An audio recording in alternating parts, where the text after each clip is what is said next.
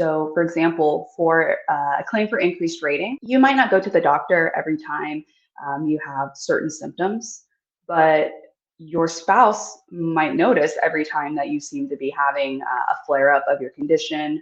So, while the VA should consider your testimony to be good enough, usually they want some corroborating sources. And if that's not in medical records, and they're not always, the evidence isn't always in the medical records, what's important is being able to show from a different source, hey, this actually happened.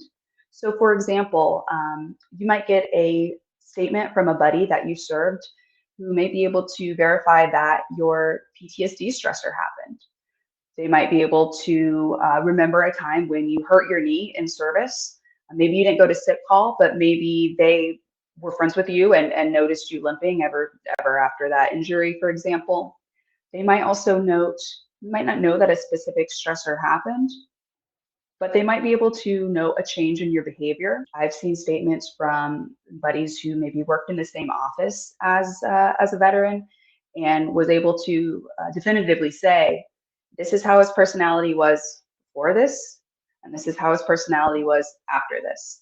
While that's not actual evidence that the particular stressor happened, it does show that something happened to change your behavior, and that can go to strengthen your claim. So lay statements are also important when it comes to increased rating claims. They can show events of like day-to-day functioning and information that's not necessarily in your medical records.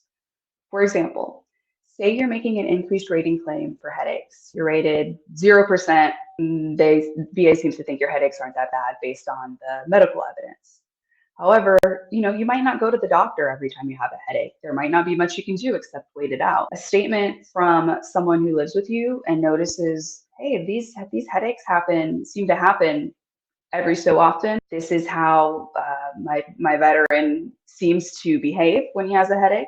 He seems to have to go lay down in his room for several hours. That's all testimony that goes to show that your headaches are in fact worsening. And that's something that, again, might not be in your medical records, but if it's someone who notices you, observes your behavior every day, they might be able to speak to your symptoms better than the medical records do.